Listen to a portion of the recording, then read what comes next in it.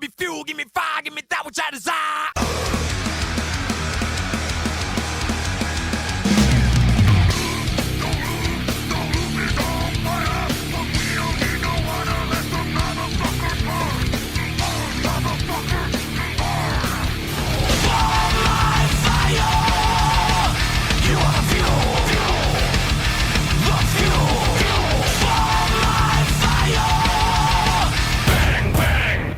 Welcome, episode 20. Woohoo! Woohoo! Lots of new things happening. You can now see me. Hi, Evil Eye.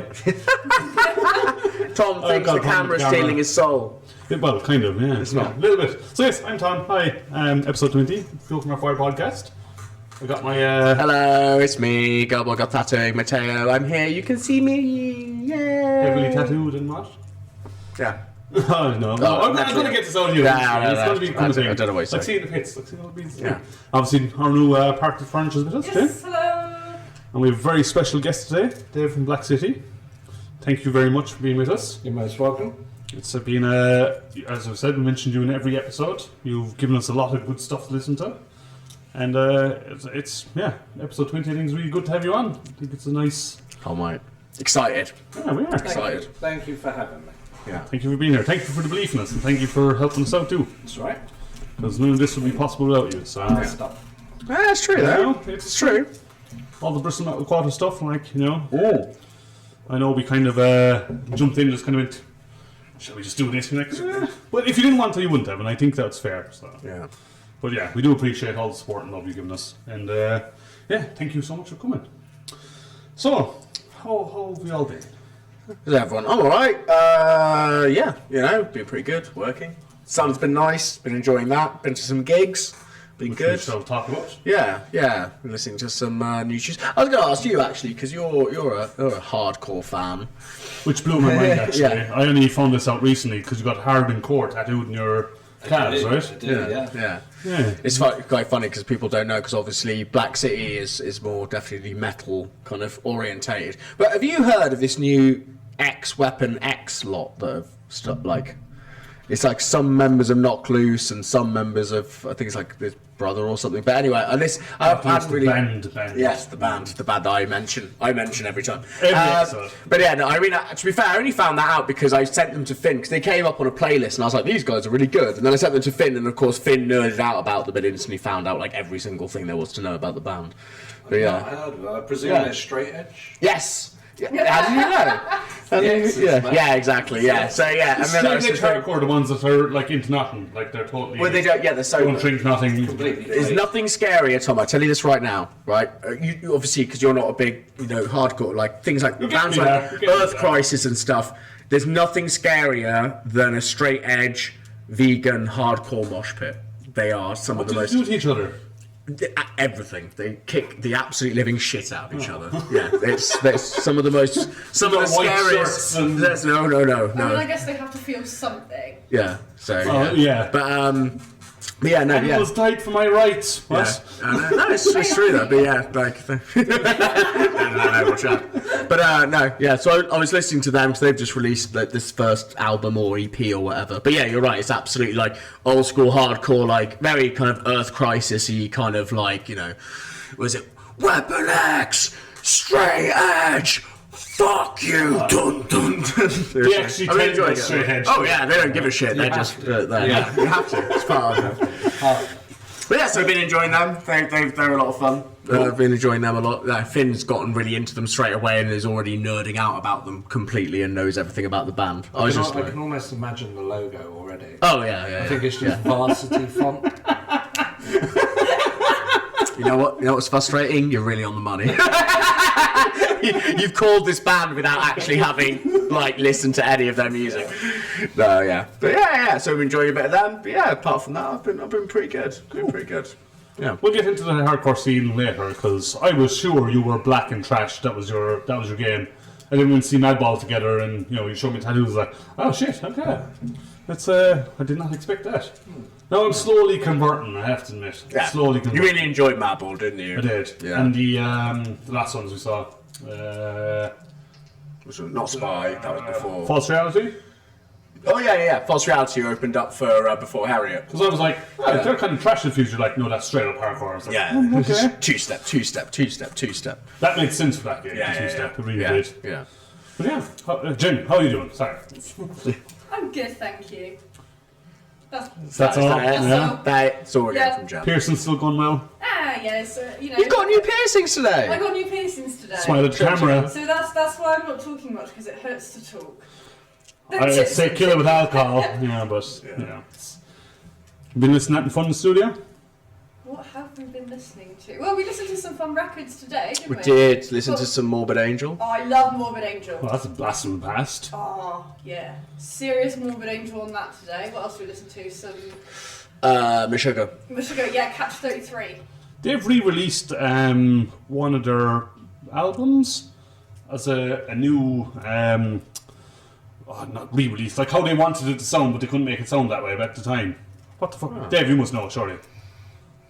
No, it did crop up, but I'm not a Meshuggah guy. No, nor am I. It was just can't something that remember caught what my it eye. was. However, I've seen them live at Bloodstock. They were fucking fantastic, I have to admit. It's weird. They're such a weird band because, like, you see them, they'll headline something, and then they're halfway down the set list of an X festival, and sometimes they're like, you know, way open and extra kind of going. They just come out and play, like. Yeah. Yeah, but yeah, it's some weird release that they're doing. Yeah. So yeah. David, what have you been listening to? What have you been rocking? Everything. It's a good start. The new Human Nature album, Oh. which I'm going to get you guys to review next time. Yeah. So, UK band, UK crossover thrash band from London. It's their second album, and it's a blinder. Yeah? It's really, really good. Yeah, I've seen a lot of their T-shirts starting to float around recently at gigs. Like, I'm starting to see a lot They're more. playing in a few weeks. Are they? Yeah, they're down at Rough Trade. Ooh, okay.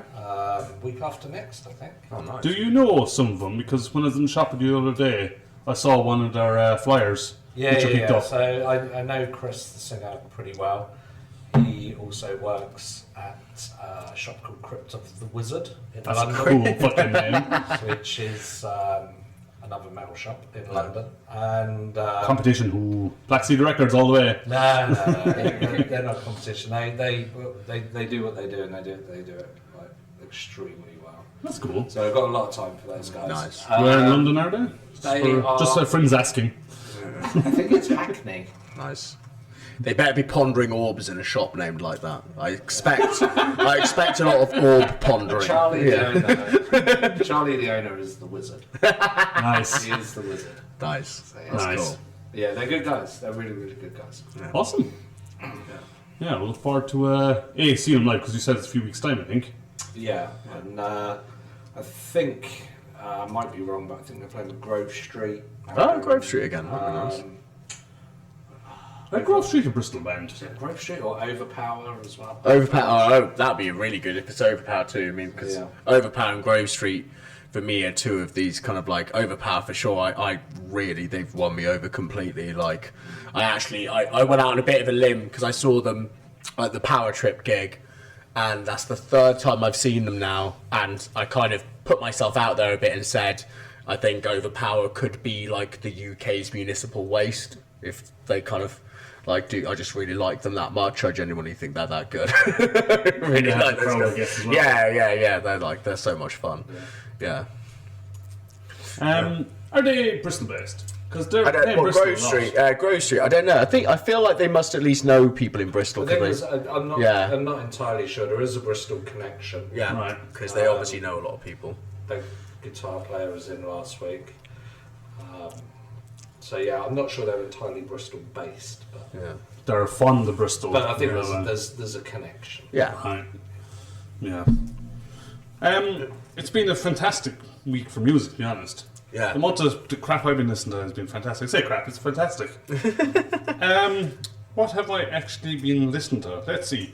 Gate Creeper, randomly put them on. Fair. Anyone I like Gate Creeper? I like a bit of Gate Creeper. It's like old school HM2 death metal, but Yeah. kind of with some melodies and doom in there. They're very catchy. You could listen to them for hours and just not realise hours have gone. So that randomly I put on. I don't really know why, but I was just like, That's I cool. felt like it. Gate Creeper are solid. I like a bit of Gate Creeper. On the kind of old school death metal, have you heard of As in Hell? David, you definitely have. As in hell. Yeah. Yeah. Yeah. So it's the vocalist and guitar player from Volbeat, which I was like, oh, Dead Rock, yeah. I know. Damn it, you beat me to it. I was going to make fun of you. But he grew up playing death metal, so that's what he did. Like, he played guitar in a death metal band, and that's exactly what this is. It's old school death metal that is just a homage to his heroes, basically. Nice. So he plays guitar. He's brought in, I can't remember who's in vocals, and his friend is a drummer, basically. And it just rocks. It's just old school death metal. Can't go wrong. Like if you like Obituary, that's what it's like, basically. It's, cool. And yeah, it doesn't sound like Volbeat. And then the other thing I was going to bring on was a lot of bands I used to like have come back just swinging. I don't know what the fuck has happened, but Let's just start with this POG thing you were talking about last time. Yeah. I mean, that's a good start. No, it's fair. Listen to Drop, I tell you. It's got okay. Randy Blythe in it. Like, Okay. That's all you need to know. But in terms of that, there was a band called Shadows Fall, which were out years and years and years ago. They stopped in 2013, 2014, sometime around then. They were the very early metalcore bands, not really that technical, but they were fun. I stumbled across them at a festival, I liked them, listened to 2 or 3 albums, then they stopped. They came back, and now they're swinging. Yeah. They've gone so much more guttural in their vocals, so much more death-inspired. I was like, this doesn't sound like the same band at all. In fact, I put them on downstairs, and no one even blinked an eye that it was Shadows Fall, because they were put on early Shadows Fall. People are like, what's that? That's a bit weird. Okay. Hate, I mentioned before, they're playing Venom Inc., which we should bring up. I'm going to bring this up, actually. I'm going to do it now. I'm all over this. Sorry. Venom and Venom Inc., 2 different bands, but got similar members, right? Both bands have original members of Venom. What you think of is Venom, yeah. What I think of as Venom. Well, what everyone thinks of as Right. Oh, interesting. I'm guessing they just fell out with each other, because Venom Inc. don't just do Venom covers. They've got their own stuff as well, right? Yeah. So they and both bands release new material, so it's not just legacy stuff. Right. Okay. That must have been an interesting lawsuit. But I think Kronos, the singer of Venom, owns the Venom name, so he tours under the name Venom. Okay. Is he the only member that still tours with him? Venom original, I mean. I believe so, yes. And then Venom Inc. is the ones that don't like him or got pissed off by him and were like, we'll just do Venom Inc. I don't know what the politics is. There's some weird shit going on there. There's some weird shit going on. Yeah. Yeah. But they're playing... You have this. No, Venom Inc. band's just played. doing this. The Misfits did this for a while. They did. Did they? Yeah. So there was Misfits, Yeah. which is what their Yeah. name is, Misfits, and then there was the Misfits.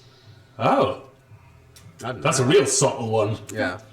Because Glenn Danzig, apparently, I think the story is, I might be wrong, but I think the story is that Glenn Danzig owned the name Misfits, so they Right. said, okay, well, we're the Misfits. And then you don't own us anymore. Because of their music. That's fair. I like it, but also it's, I mean, it's tough. Look, band stuff like that. If you have fallings out like that, You've written the like, music we've and you seen want to it. play it, so, you know. Exactly. You've seen it all the time. I appreciate that, but yeah. But the band that is supporting them is a band called Hate. Yeah. I mentioned them before. Yeah. I saw them at Bloodstock, and everyone around the campsite was raving about them. It was like, oh, you have to see Hate. I was like, yeah, we have to see Hate. No idea who it is. They were fucking amazing. They're like, David, you definitely know them. They're going to be like a new version of black metal, but they're kind of leaning more into the less blast beats, more the double bass kind of thing. And they've released a new song, and it is just insane. Okay. Like, it's definitely splitting genres again, which...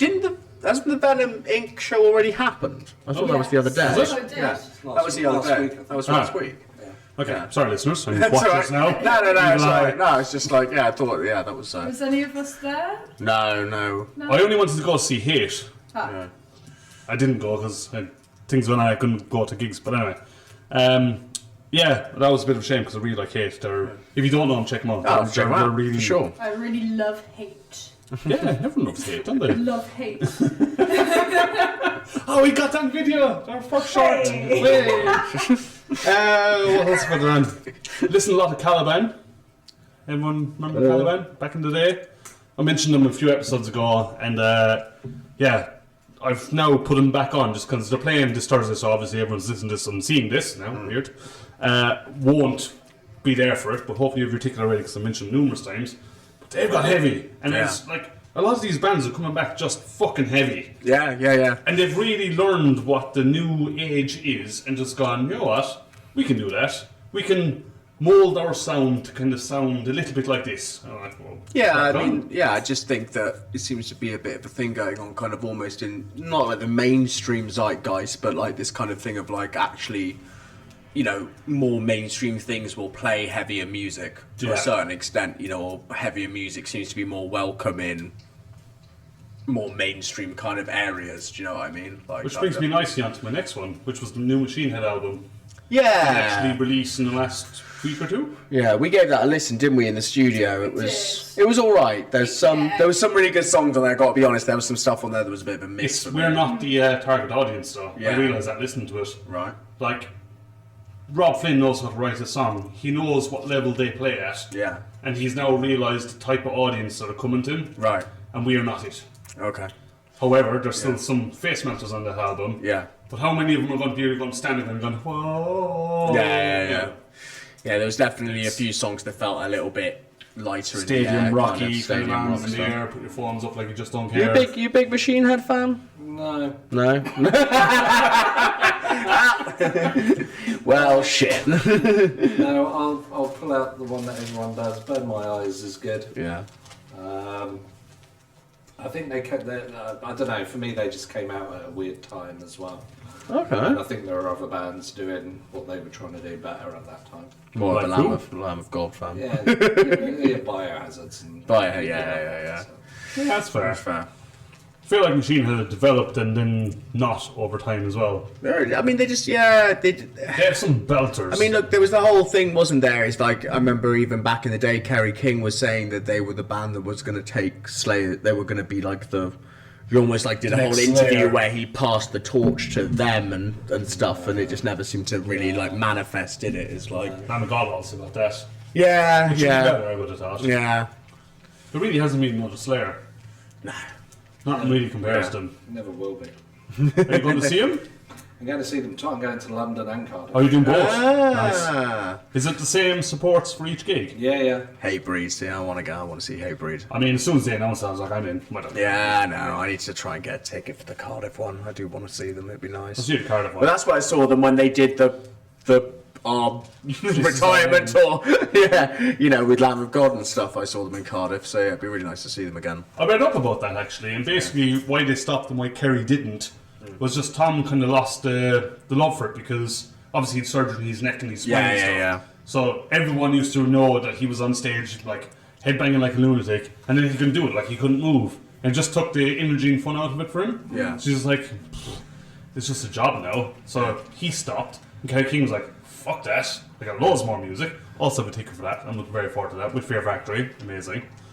Yeah, so I'm glad the Slayer are back. I'm glad they're doing only specific shows and you know kind of doing the Black Sabbath thing. I think is quite cool. Yeah.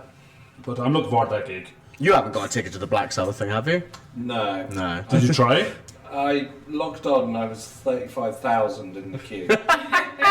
So I logged straight back out. No. Yeah, I tried every aspect I could. I tried the artist pre-sale, the O2 pre-sale, Live Nation pre-sale, Ticketmaster, and general sale. I do know couldn't two people that have got tickets. I was going to say, do we actually know anyone who's got them? I know. I know too. I don't know anyone. The two people I know paid in excess of 600 per ticket. Ooh. Jesus fucking Christ. I was willing to go about 300 or 400 for the gig. And then after that I would probably go, 600 each. 1,200 pounds. That's a month's rent. It's fucking more than that for me. I mean, it's like 2 months rent for me. Fucking hell. What? Yeah. I live in a flat in a room above a pub. That's why my rent's. I don't like own a house or anything, and I have cheap rent or anything. Yeah. But if you want the house and head rent, that'd be really cool. Yeah. I mean, it's pretty much a ticket for my rent, pretty much monthly. I can't see it being that good. I just think it's weird. You know what my whole thing is? There's already loads of people talking about how there's apparently a park that overlooks the thing, right? And there's even Facebook groups that are saying people like want to go tailgate in the park and basically have a good time and try and like watch hear and listen to music. it. I know Probably for more fun. a fact. Here's what's going to happen.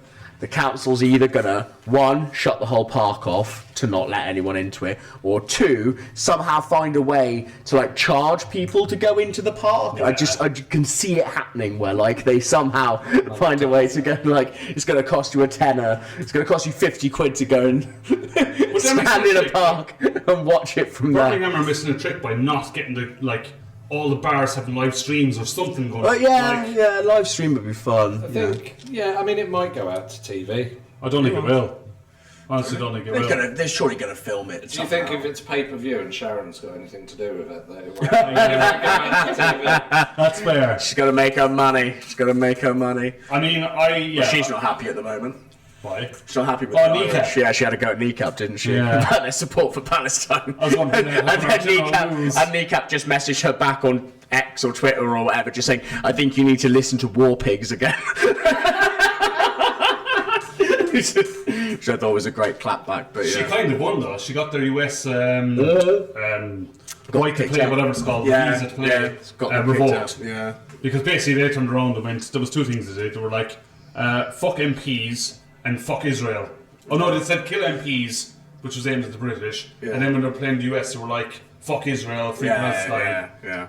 And Sharon Arzan was like, "Oh, we can't have this kind of thing." Yeah. They got huge out of it. Like I know we talked about it before. Yeah. This is To be really fair to them, though, catapulted. they do keep on saying, like, very clearly, like, I think talking about us is the wrong thing, and the fact that everything's being turned into, like, a drama around us as a band goes to show that, you know, it's like making a big hullabaloo about that rather than talking about what we're actually trying to talk about, so. Yeah, I do agree. It's a bit of a shame.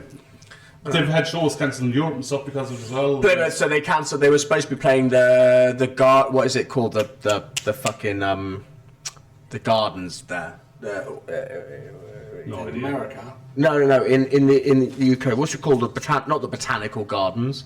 Cute The gardens. cute, like whatever, you know, they have gigs there that are cute. What garden? Oh, you Some know, garden. you know, like the Or backyard. yes, like the Eden Project. You know, they have gigs there. So they were supposed to be playing the Eden Project, and Deftones are playing there. cancelled. And so now they're playing like two shows for Kew Gardens. Jesus fuck.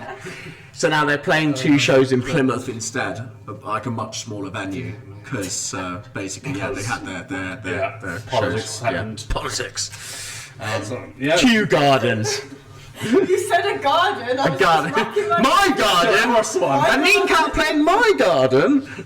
I always thought that'd be really cool. Imagine like your 30th, 40th, 50th, 60th birthday, and you just have a band playing your garden. I've seen that before. I've seen like pretty big bands do nice things like that, where they go and play like somebody's front room. Who have you seen play somebody's front room? I saw it ages ago. I swear I've seen a band do that. I seen a don't few believe bands do you. that. What band? Dave, you must have had either been in attendance or Not like I was there, but I just mean like it's like something that people do. Yeah, it used to be a thing in the hardcore days, didn't it? Mm-hmm. Do house parties.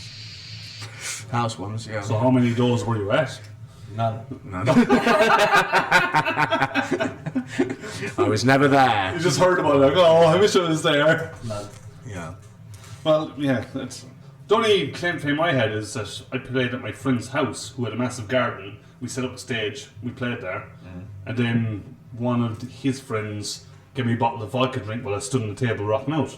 Fair enough. So I drank most of it. And then the guitar player blew his amp. Anyway, that's my rock star moment. Yeah, okay. In the garden in the middle of nowhere. It's how Anti Shikari got big. To be fair to them, like them or not like them, but Oh, they played Kew Gardens. Second short, right there. Yeah, they used to like their first music videos of them just basically playing their front room to like their friends, and like they used to just set up big gigs in their like That's back kinda fun, gardens isn't and it? stuff. So that's how they got like pretty big back in the day. Actually, you kind of bring that nicely. David, you have quite a few bands play in Black City. We've had a few. Like, Black City is quite a small little setup. Like, how do you organise the bands in there? Like, where are they? So we shift a lot of stuff around. Move quite. The middle aisle, I guess, has to move. No, that weighs. That's bolts to the floor. That's That not weighs a nowhere. few tons. It's so yeah. We just make it work. So we've managed to fit a 5-piece band in there. You had Winterfell there, didn't you? We've had Winterfell play an acoustic set. That's cool. Yeah. Had a band called Witch Hazel play. Fury, right? Fury, who were playing Metal to the Masses. Yeah. Nice. Bass player is for... Merciful Fate. Yeah. And when we first opened, we had local death metal band Diaz Holocaustum. Oh, which are playing at the end of the month, actually. Yeah, they did a full electric set in there.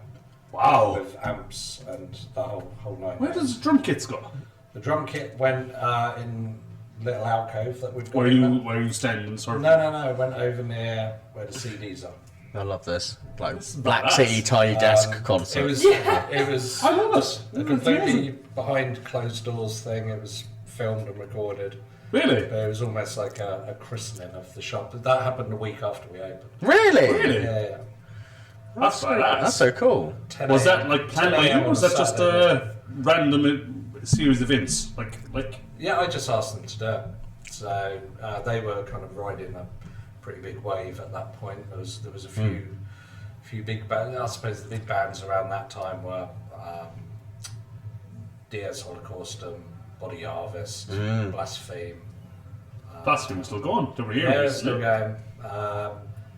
Separation. They were the main ones that sort of stood out. Yeah. At that time, around that kind of period. Separation. That's cool. We just bumped into him, didn't we? At the pub downstairs. What's he, the lead singer. Yeah. Diaz Holocaustum, yeah. Yeah. Oh, and Separation. And Separation. Yeah. Yeah, no, of course Yeah, he of course, is, yeah. yeah. So I know him as the Separation.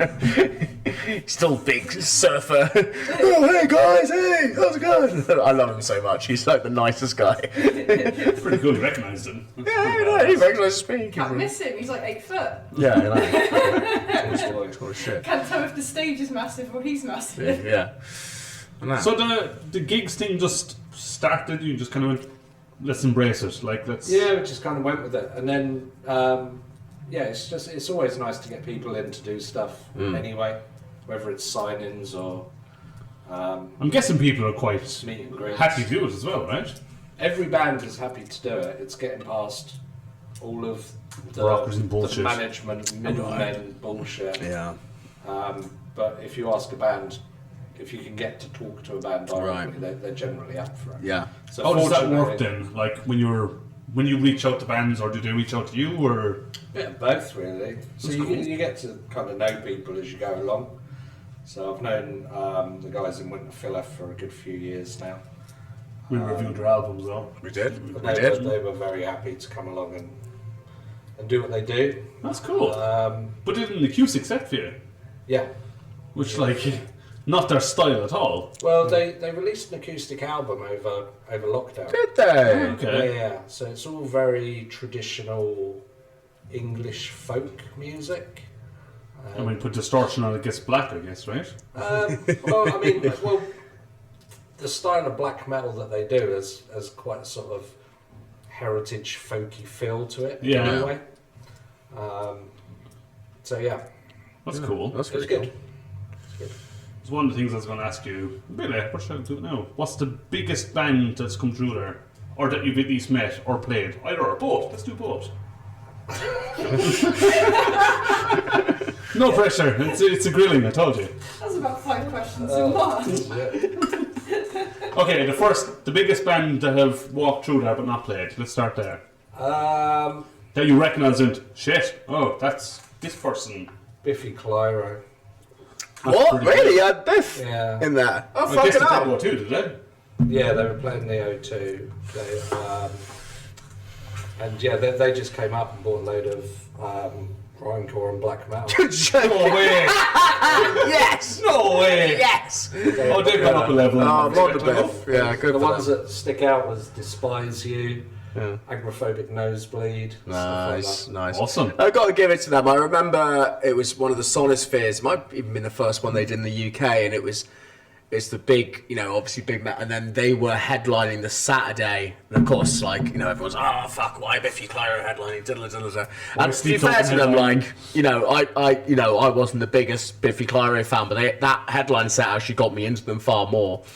And then, it was also funny, is in between songs, he kept on just, doing classic riffs from metal songs, so he'd, play the riff from Raining Blood, or play the riff from, Enter Sandman, and everyone would kind of go, like that, and then they just start playing a Biffy Clyro song. It's fair enough. They're one of those weird bands that kind of win over the metal crowd. Yeah, and I think by, funny enough, give it up to Sonosphere, I think by Sonosphere giving them that headline slot all those years ago, that kind of was one of the things that kind of pushed them that big further.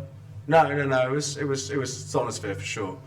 Yeah. I think Download were late to the party. They then gave them a told headline them slot after. later. Yeah. That's a pretty cool band to have come through there. You had Randy Blythe in there, didn't you? Yeah, Randy Blythe came by for tea. Oh, I see. I see, David. He just comes. He just stops by. Stopped by for tea. Yeah. Not even coffee, black metal, Yeah. No, city a, coffee, a, you know. a nice, as he put it, a nice cup of English tea. So Did you give him the best cup ever?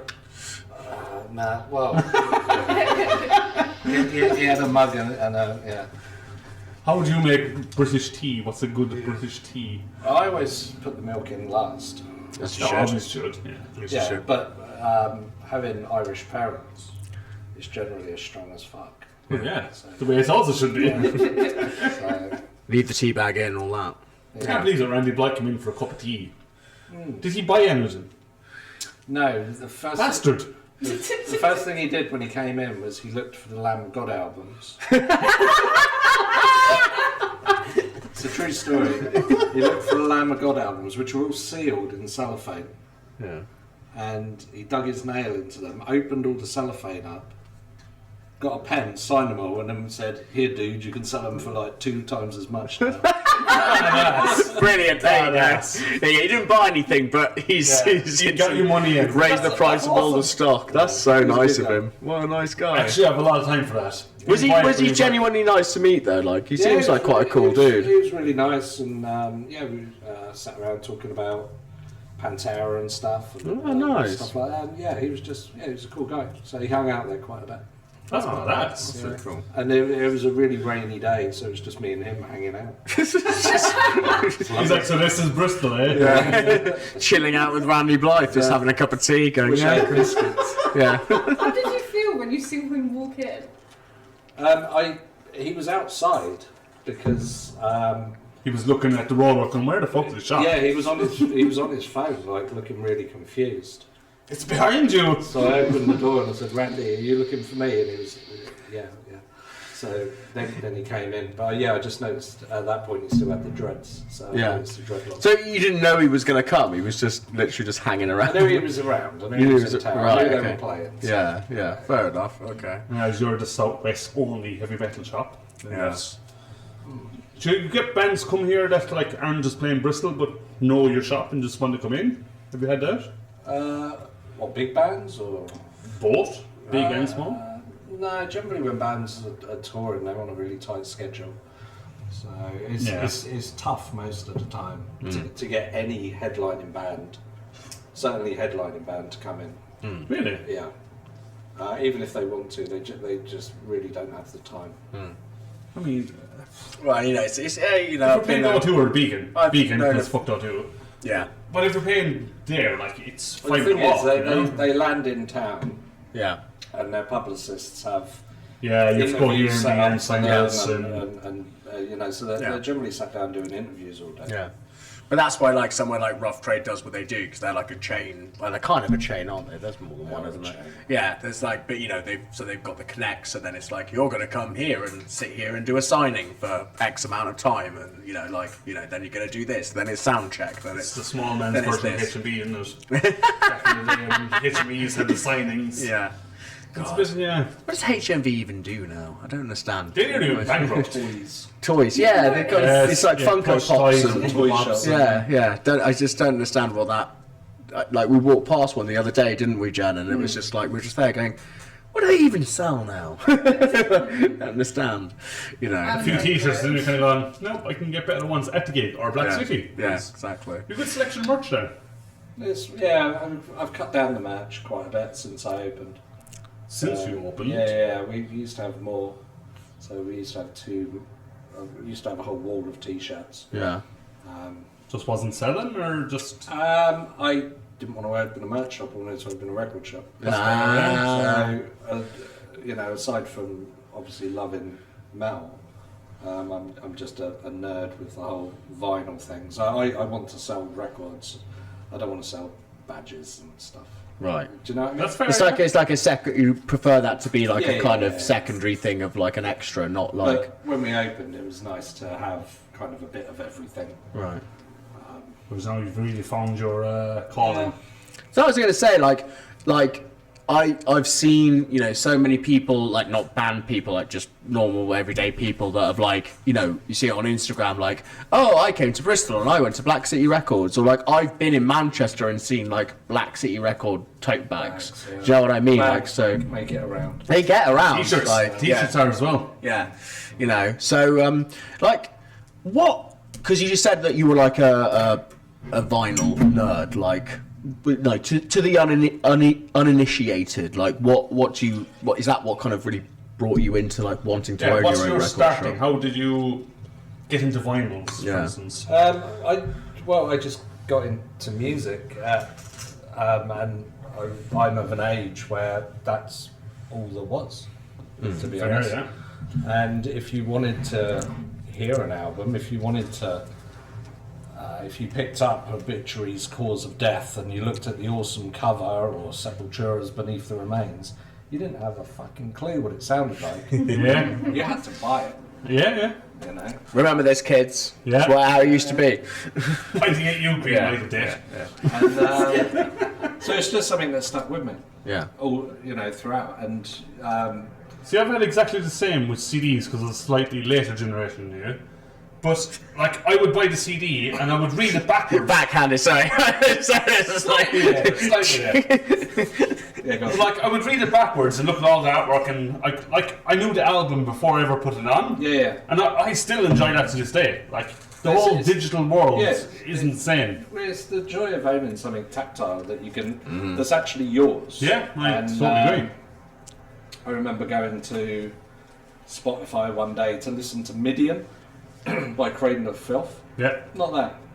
So, you know, because sometimes a license will run out. Yeah. Yeah. You know, and it's just gone. But if you own it, you've got it. Yeah. And it's yours. Absolutely. And you can always play it. Well, and you end up supporting the bands. Yeah, far more directly than Far more. by doing it than streaming. Yeah, for This has sure. been a big lesson that I've learned from you, actually, and having the shop there really does help too. But like, I've really learned that like artists get fuck all from digital streamings and everything. Like, Well, I learned last week that there's a chap called Daniel Ek, and he's the CEO of Spotify. Right. Yeah. He's worth 7.6 billion. Yeah. I've heard of this Cashed guy. out in shares last year over nearly 700 million, Yeah. and ridiculous. he earns more. And when you're talking about Jay-Z and Beyonce and Taylor Swift and all of these people, he earns more than the top 5 artists on Spotify. In the world. Jesus Combined. Christ. Combined. Blind. Combined. Fucking hell. Well, he knew what he was doing when he set it up, right? Yeah. Fucking. And the bands get nothing. Yeah. They just get nothing. Yes, And the lower it's down you are, the worse it gets. 0.005 pence. And Yeah. because the bands get nothing, they're not making any revenue like they used to. Yeah. And then that's why your gig tickets are so high. Mm-hmm. That's why your t-shirt costs are so high. Well, I think the There's t-shirts a are few close. other things. You know, with Dotto t-shirts. are kind of Yeah, taking the don't- cut, but Yeah, don't fuck get me Dotto. started. Just saying that again. I know about their cut. Yeah. So Yeah. they have to make revenue somewhere Yeah, else. exactly. Yeah. Then it all falls on the live show, so then it's like, well, we would like to charge, let's say, £10 a ticket, but we make literally no money. We've just released a new album, made almost no money out of it at all, so now we have to pick up the revenue to keep the band going Yeah. somewhere else. Yeah. Yeah. It's crazy. Like, honestly, it really... that streaming thing just absolutely just boggles my mind, like how we've let that happen. Like, it was, Well, you know, yeah. there's the big thing in metal recently has been the use of AI artwork. Oh yes, yeah, And It's people, coming into the music as well. well, people unfortunately. have rightly got their backs up about Yeah. it, because it's like, no, you're taking money away from real artists. Yeah. You know, we're not handing our scene over to the tech industry. yeah, But we already have. yeah, yeah. So the sad thing is, It's is people minority people fight talk back. about the slippery slope, and I've had these conversations in many different scenes, not just music, art, all these different things, and people talk about the slippery slope, and I'm one of the people there going, no, we're already we're already halfway down that. Like we started that ages ago. Like, you know, by allowing a lot of this other stuff to happen has already got us into the situation that we're in. Yeah, You know, we've handed our our complete nurturing of new bands completely over to the tech industry. Yeah. It doesn't belong to the music industry anymore. Yeah. And if the music industry isn't getting that money, there's no money to nurture or there's no appetite to sign. But you know what's another weird about that? cover Like, band. people don't know that neither. Like, it took me a long time to realise that all the streaming things, like, they're in it for themselves, and, like, the band's coming up, like, you just have to go support local, you have to go to record stores, you have to buy their stuff, you know? yeah. And now I make it a thing, thanks to you actually, David. Yeah. Like, And I it go to a sounds- gig and I kind of go, I'm going to buy your CD, I'm going to buy a t-shirt, just because... It sounds like shit as well. Yeah. Streaming Yeah. music is it's compressed Yeah. to hell. There's just no depth to it. It doesn't serve well for metal, does it? No. The amount of times on this podcast where we've been like, this band absolutely amazing live, Yeah. and then you hear the records of like, oh, Well, definitely they're streamed recording Yeah, stuff exactly. like on Spotify, and it just doesn't sound the same. you're Yeah. kind of going to find out that first. I probably won't go see them, Yeah. which is a shame. Yeah. Yeah. But I think the metal community is strong. I think that, you know, we'll always get through it. We'll find a way to We'll find a get way through through it. it and stuff. And well, you said, remember a few episodes ago about there was that independent streaming Rock. thing. Oh, Like, okay, yeah, okay. they were trying to do it like a nicer way where they actually pay everyone to do everything properly. It's and set stuff. up by the guitarist from Camelot and the drummer from... can't remember the band. But basically it's Spotify, but just for metal. And musicians actually get paid properly. I was like, oh, that's an amazing Yeah, thing. yeah. If it can get off the ground though, that's the problem. You see, is like, you know, Spotify's just become such a massive thing. And I'm saying, like, I use Spotify. So do I I. use Spotify a lot. You know, like that's kind of how it's gone with that. I think kind it's of got to the point with Spotify where it's become so big it can't be. It's like No. Amazon; it can't be killed. No, yeah. And the reason it can't be killed like Amazon is sadly it works. It's convenient. Yeah. It works, exactly. Yeah. Right. Yeah. Totally agree. It does make sense on the asking tin. everyone to. I remember I had this argument with some friends of mine who were talking about, you know, kind of more in a political sense about the Amazon thing, about like, you know, well, you know, Dylan is destroying all like the local stuff and blah blah blah, and I'm like, they're going, yeah, but right now, if you ask a single mum of 3 to not buy her nappies off Amazon, where she can get them for a third of the price than going to the shop. Like, Right, what yeah, you doing? Like, you know, so don't use Amazon. Do you know? It's like, yeah, you know, you're kind of trapped in this kind of catch of like, you know, it's going to be there. And like, I remember being a kid when I was younger, and I was obviously definitely the kind of more the CD generation and stuff. But like, Oh, shame yeah, now. I remember. But I remember like the Napster years. And I was, you know, I grew up in a really poor family, and I couldn't afford to go out and buy CDs all the time and blah blah blah. And I remember having access to the internet, being like, oh, you know, I can listen to this now, you know, and like, but yeah, I guess what they've just managed to do is kind of commercialize that, you know, like, so Makes now it's it just normal. normal. The idea that it's Yeah, always yeah. free is normal, like Yeah. it's everything should be free all the time, It's, you know. yeah. Yeah, the idea of pay for an album, like as if. But it's- I don't know why we've cheapened art that much. I think that's across the board. It's not just music. It And just that's feels what I like that's how we're just doing it with everything. Yeah, and Yeah. I mean, you know, the video game industry has Yeah. kind of got away with it to a degree. I mean, to a certain extent, yeah. But then there's this. yeah, I think it's a weird shift in culture and how people think about money and worth. Mm-hmm.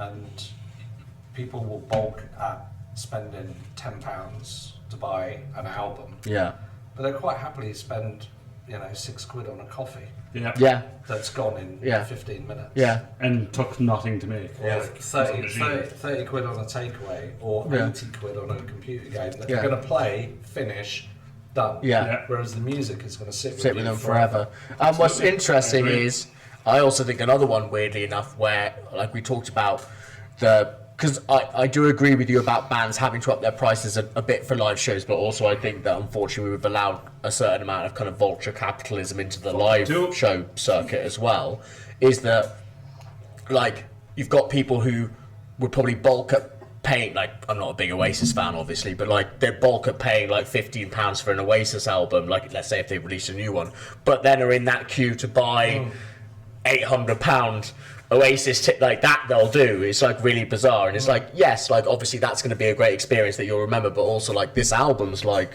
going to be something that you hold on. Exactly, do you know what I mean? It is really bizarre, like the way that people seem to be thinking about what is worth. What you said, like what is worth money and what isn't. Yeah. You know, it's kind of funny in that whole thing. Like when I was growing up, like even as a home on the weekend, I have this massive CD collection. Like it's hundreds and hundreds of CDs. Love them. I have all of them stored, etc. Come up to UK, I started my collection again, new collection, and then we're moving house. I was like, I'm not listening. We don't have a CD player.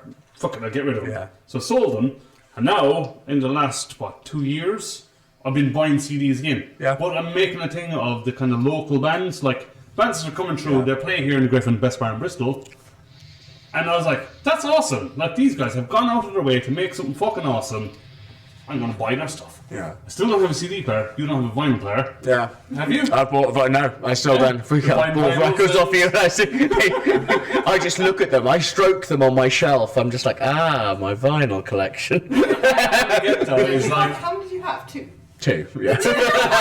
My vinyl collection, yes. so there is and 2. Who's there? Yeah. It's just that's. What's the other one? Oh God, what is the other one? You put me on the spot. All I can remember now is my old vinyl collection. I did actually own vinyls when I was a child. When I was young, I owned vinyls. I had a vinyl player. My Boy Lollipop, that was one of my favourites. I had It's My Party, I'll Cry If I Want To. Yeah, I did quite a lot of pies. Had a lot of Bonzo Dog Doodah Band on The Goon Show. I know. Come back. Yeah. Amazing. Come on. What's your record collection, David? How many do you have in your personal collection? I've got about 2,500. Jesus fucking Do you Christ. sell any of them? I keep Or do you it, buy your own stock? 2 questions. No, I keep it pretty fluid, so I don't really want it to become any bigger than that. So Why? occasionally because you never listen to it. So That's fair, yeah. there's a bit of long bonnet, big cock mentality in record collecting. Now, I've got 20,000 records. It's like you're never going to listen. How many Joes do you listen to? Yeah. 10. Yeah. The current 10. Yeah, and I have it myself. I've got 2,500 records, and constantly getting new things. And I'll be at home and it'll be like, What do I sum out? Master of Puppets again, isn't it? So, Yeah. Fair, yeah. It's an interesting. I like that. Yeah, just kind of being really honest with yourself about what are you actually listening. Like, what do you actually listen to? But Like, then I don't really listen to metal when I'm at home. What? So, yeah. like You've come down level now. You know what level 9. no. I get that. I mean, it's like similar to John. John has the same thing where he's like, I listen to metal all day, every day. I don't want metal. yeah, well, yeah, exactly. Like John has to say, I've been around John, the landlord, in more personal settings, and Best it's pub in like, Bristol. more like, he'll listen to variety. He listens to jazz. He listens to classical. He listens to a bunch of. How Dave? I like jazz and classical. That fucking black and jazz thing we listened to. I love this. He hated that. I fucking love that. I thought it was stuff. great. I thought it was fucking great. I liked it. And then I found out they were Italian. And I was like, I like them even more. No, I thought it was great. With the, I'm okay. Oh, okay now. Because look. Yeah. Short number 3. How are you? Yeah. But yeah, no, it's interesting to kind of hold yourself to that a little bit and be like, it's nice to have a collection, but also at the same time, am I just kind of being silly and just holding on to stuff that I'm just actually never I gonna, think everything that I've got is something that I will listen to. Yeah. Or you bought for a reason, I guess, right? Yeah. Like there's a story behind every one of them. Maybe. Yeah. It's like Shaun of the Dead. Like have you seen Shaun of the Dead? Yeah. Where like there's a zombie comes through the garden. It's like right, we'll chuck vinyls at him, and they're going through, going no. Yeah, that one, fling it. He flings it, doesn't know. I was like, no. Oh, I really like that one. Haven't heard that one. Fling that one. Fantastic scene. Love that. It's a good way of thinking about it, I guess, is what vinyls would you throw at a zombie to protect yourself, did you and all- which ones oh, you wouldn't did you have all- your own yeah, personal collection. Yeah. Wow. Yeah. I don't know. I don't want to say without upsetting. Yeah. Not Master of Puppets. That we've established is staying on the shelf. On the Metallica thing, we mentioned it a few times. Favorite Metallica album? Ride the Lightning. Hey! How's Justice for All? Yeah. Justice is great, but I think The lack of bass is a problem. this is a weird one. Is in that their best album, undoubtedly, is Master of Puppets. It's one of the greatest metal albums ever made. Yeah. But my favourite is Ride the Lightning. Yeah. Yeah, I would agree. I understand that, yeah. I would agree on the Master of Puppets side, but my favourite is Justice for All. Yeah. Which I was surprised that you both said that it was Right Lightning. I just love it, yeah. Yeah. I just think it's always been the one that I'll always go back to, you know, for Yeah. sure. Yeah, if I had to pick a. And I don't count myself as like a massive Metallica fan either. Like I'm not like, you know, hardcore like Metallica fan. but or anything, everyone's so. Metallica, though. Yeah, exactly. I still think they should retire. I still hold No, that strong. no. Yes, Pick off. retire. No. Stop headlining festivals. It's really annoying. I've seen you guys live 5 times now. headlining Only festivals. 5? 5, 6, even it might be 6. I'm on 15, motherfucker. Oh, yeah. I'm on one. Stop taking up headline slots of festivals. Absolutely not. Iron Maiden needs to stop, and they're going to stop. Yeah. They're going to stop kind of soon. Like, Nico's left. The rest of them kind of gone, we've been doing this a while. Will they though? Will they? Well, I'm going to the one in London, near wherever they grew up. What was the fucking Villa Park? Not Villa No Park. idea. West Ham. West Ham. I'm going to that gig because I was like, this is probably going to be one of their iconic. This is our last series of lasts. We might do a few more years, but you know, I think that's going to be a good gig. No problem. Yeah. Oh, the good gigs coming up. But David, I was going to ask you. So obviously, we know you as the owner of Black City Records and all that. But like, can you tell us a little bit? I don't know. I'm really intrigued a little bit about your formative years. Like, obviously, What? No, I am. I'm intrigued. I want to know. I want stories. I want stories, and I want them now. No, like, yeah, What like. got you into metal? How, Yeah, how did you get created? And don't say your daddy fucked your mum, because that'd be great. I didn't think he was going to say that. I think you just said that. Sorry, number 4. That didn't enter my head, to be honest. Jesus. Well, let's just rewind it. Oh, dear. What got you into metal? How are you? Like, how did this come about? The band I always put it down to, which you may or may not know, is a band called Marillion. Oh, I've heard of them. Can't say I do. Like a UK prog band. They were around in the 80s, but they were adopted by the metal scene at that point. Right. So they were pretty much part of the metal scene. And So they're one of these bands that kind of didn't fit anywhere, so metal, like, we'll have you. yeah, we kind of took them under our wing the same way we do with a lot of things. But Yeah. so my brother had, who's a few years older than me, had a live album of theirs, and I was, I don't know, 12, 13, and just fell in love with it. Nice. What was it about it that It made was, you going to go, it was yes? live, it was the pictures, it was like the guy in the Zildjian cap and, you know, the flight cases and just, they looked cool, Yeah? Yeah. you know, and then I remember I was out one day, and I was 14, and I had £5, and it was absolutely burning in my pocket. And I looked at this rack of cassettes in W.H. Smith's, of all places, and they all had white spines, all of them. Yeah. And there was one that was black, and it had red writing on. I picked it up, and I looked at the cover, and it was Peace of Mind by Iron Maiden, Good shout. and I just bought it, Nice. Nice. and that was that. Isn't it funny, in this day and age, that's exactly what happens. I was in Black City, last weekend? I was looking at cassette and CDs, and I was literally looking for the stuff that would stand out. Yeah. You kind of, ooh, that looks Yeah. interesting. And to this day, it's exactly the same. You Yeah. kind of look at it, kind of go, Yeah. I'm going to try that. So was listening to Iron Maiden lots. Knew that there was. This is all pre-internet, so it's all very find around and you know. Someone gives you a feel around and cassette find and... out. Sort of thing. And then ended up buying Kerrang. Everyone knew Kerrang was the heavy metal magazine, and you had an awareness of the big metal bands at that point. So Judas Priest and your AC/DCs and stuff like that, Van Halen's, and bought Kerrang. That had an advert for Harvester of Sorrow on the back. Wow. So I bought that.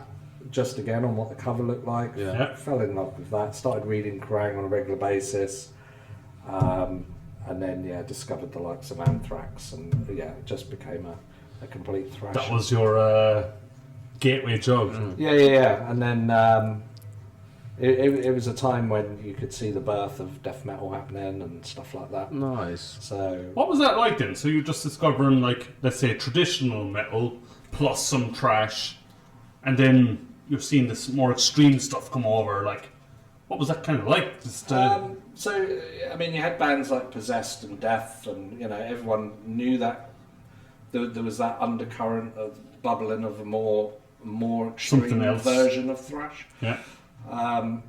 But in my eyes, I think the band that really kind of broke that through at that point was Sepultura with Beneath the Remains. Oh, Who that's- everyone yeah. now just thinks is a thrash band, but you I go lost back, my you virginity go to that back album. 30 years ago, they were classed as a death metal band. Yeah. right? Were they? Yeah. Yeah. And Which I everyone glanced over that fact. But, yeah. and then you get into Sepultura, you start reading the liner notes, and what did this band Obituary sound like? And then Yeah, then suddenly the doors are open. then it just peppers on from there. I love it. I mean, I've been pretty much exactly the same kind of upbringing. Like, my brother-in-law brought me Dio, it was Hungry for Heaven on cassette, and Metallica, I think it was a Black Album he got me in cassette. He just kind of gave them to me, kind of went, Yeah. listen to these, see what you think. I was like, ooh, that's cool, I like that. Yeah. What else can I find? Yeah. And then when you start looking, people know, oh, Yeah. this cassette, have this, you know, you're like, This side's nice. What about you, Jan? What got you into like the kind of You're gonna hate my answer. why? Don't make it better. 'Cause it- no, Nickelback. No. Guns N' Roses.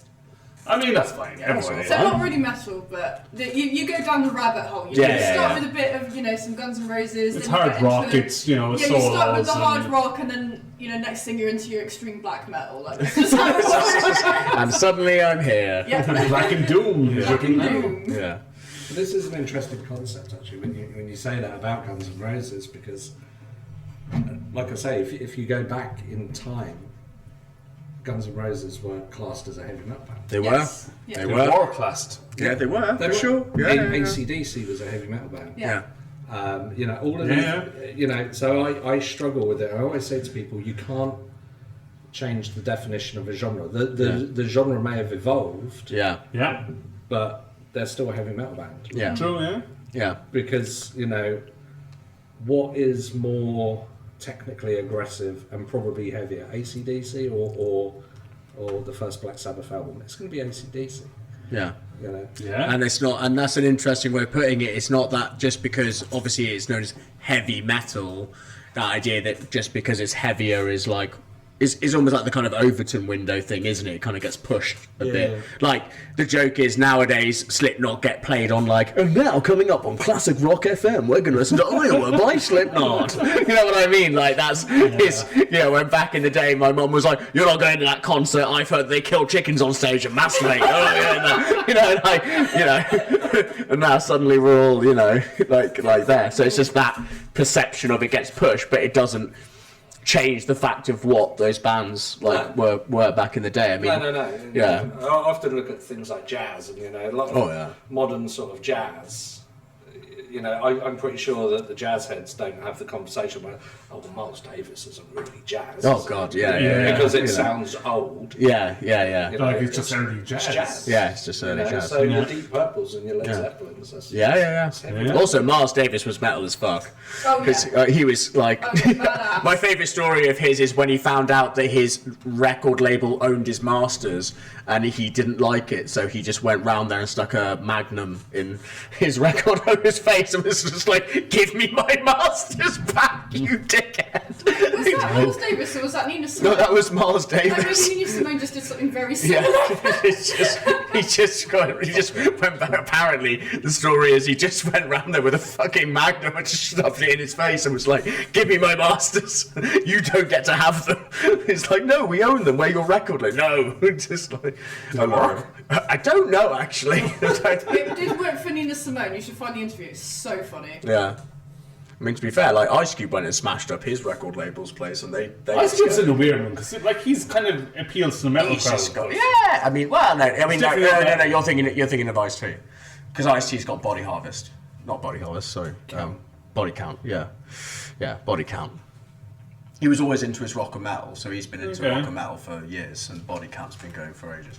Though I am a little bit annoyed with him because he's kind of chickened out recently about the whole, because they obviously had that very infamous song called Cop Killer, which you can't find on Spotify. Because guess what? That's not on there. Because also, you know the way you told me about try out the Spotify thing or Amazon thing with the Rage Against the Machine. yeah, It's all bollocks because I've turned off all the filters. yeah, So I literally said play Rage Against the Machine. yeah. And it did. Oh, okay. Oh, yeah. I was expecting I've seen some stuff where it's like, apparently it was basically, I've seen some things like some reels where people had asked for like certain bands, especially like Rage Against the Machine, and like Alexas are like, no, and just play another song basically. Because it's like really weird. But yeah, I don't know.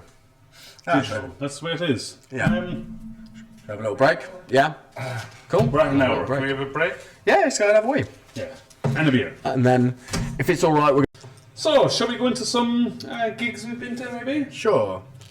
So, I've been a total dry balls and not gone to any because I had some things going on, so I couldn't do it all. But Personal family business, that's alright. that's fine. You know, Yeah, I mean, the chronologically, I managed to get to Throne and Crystal Lake and Unity TX. Me, Finn, Barstar Finn. Hi, Finn. And a couple Love you, of, Finn. we love you, Finn. We went, a couple of mates from here as well. It was good. We missed Static Dress because me and Finn have seen them before, and Static Dress. yeah, Dress, yeah. And we were in the Long Bar, and the Long Bar is very cheap and a nice place to drink. So unfortunately, we decided to have a couple of extra pints there.